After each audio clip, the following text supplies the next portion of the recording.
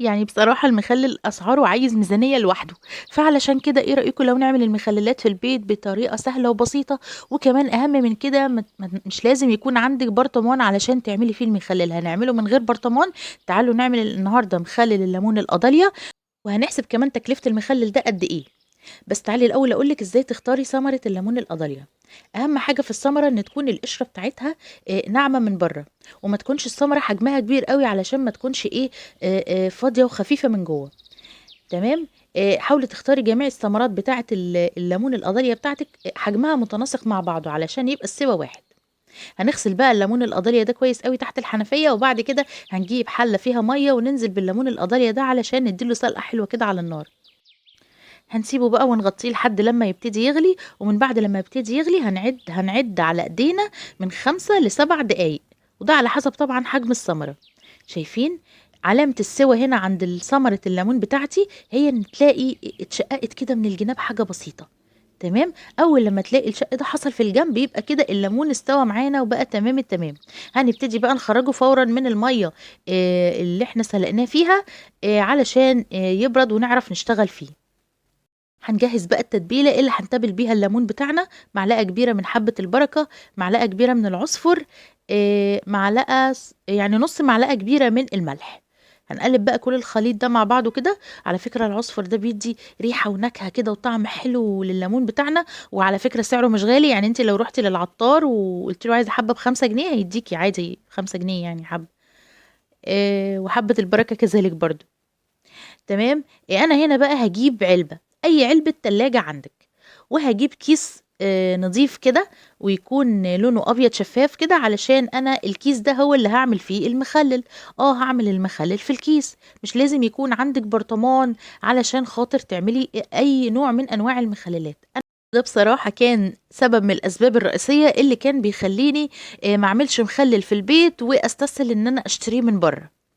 ولكن طريقة الكيس دي طريقة ممتازة جدًا، جدًا، وبتحافظ لِك على المخلل بطريقة رهيبة. تعالي هنشوف مع بعض.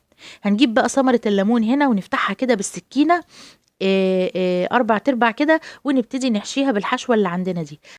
طب لو ما عنديش عُصفر وما عنديش حبّة البركة، هاقدر أعمل برضه المخلل الليمون القضاليا في البيت؟ طبعًا تقدري تعمليه زي ما هو كده، هتستخدميه من غير ما هتشقيه ولا حاجة، هتكمّلي بقى باقي الخطوات عادي، يعني هنستغنى عن خطوة الحشو اللي إحنا هنعملها دي، وهنبتدي نكمّل الخطوات عادي. طبعًا أهم حاجة إن العلبة اللي أنتِ تستخدميها تكون على قد الليمون اللي عندِك، عشان أنا مش عايزة أرُص الليمون دورين فوق بعض، أنا عايزة الليمون يكون دور واحد مرصوص بالشكل ده، ويكون ما فيش فراغات بينهم، يعني تزنقي كده الليمونة في الليمونة لحد لمّا يبقى ما فيش مكان، تمام؟ شايفين بازنّق كده الليمونة في الليمونة لحد لمّا بقى الأماكن بقت ما فيش خلاص، ما فيش مكان فاضي في العلبة. فاكرين بقى المَيّة السخنة اللي إحنا غلينا فيها الليمون دي مش هنرميها، دي بس هاستناها تبرد شوية وهاخد منها كام كوباية كده علشان أحطهم على الليمون طبعًا بعد لمّا أحط مقدار الملح. ما تخافيش المَيّة دي مش ممررة خالص، ما فيهاش أي مرارة، كونها إنها غالية فدي متعقمة، فده هيساعد على الحفاظ على الليمون اللي عندي أطول فترة ممكنة. طيب معيار الملح بقى إزاي نضبطه؟ كل كوباية مَيّة قصادهم معلقة كبيرة من الملح الخشن، كل كوباية مَيّة قصادها معلقة كبيرة من الملح الخشن، تمام؟ دول كوبايتين مَيّة حطيت عليهم معلقتين كبار من الملح الخشن. أنا باعمل المعيار ده لأي نوع مخلل وأنا عيني مغمضة، تمام؟ الملح ما مش محتاجين بقى بيضة علشان نقيس الملح والكلام اللي أنا باشوفه ده، لأ مش محتاجين خالص. أنا هنا جِبت كمان كوباية، يبقى العلبة هنا شالت عندي 3 كوبايات. أهم حاجة إن الليمون اللي عندي يتغطى تمامًا بالمَيّة. هنجيب بقى كيس بلاستيك تاني كده من بتاع المطبخ ده، أكياس تلاجة يعني، وهنبتدي نحطه على سطح الليمون كده علشان نضمن إن هو يعني بيتلامس مع المَيّة، ونضمن إن هو ما فيش هوا داخل له نهائي. هنبتدي بقى نقفّل الكيس اللي برّه الحلو الجميل ده، وبعد كده هنغطي العلبة بتاعتنا عادي خالص ونحتفظ بيها. طبعًا إحنا في الشتا هنحتفظ بيه في المطبخ عادي على رخامة المطبخ كده على جنب. طيب لو إحنا في الصيف هنستناه لمّا يبرد خالص، لو المَيّة دافية يعني والليمون لسه دافي كده، هنستناه لمّا يبرد كده، وعلى بالليل كده دخّليه التلاجة، هيتحفظ عندِك في التلاجة، هيقعد عندِك شهر، 2، 3، 4، 5 من غير أي تغيير ومن غير أي حاجة.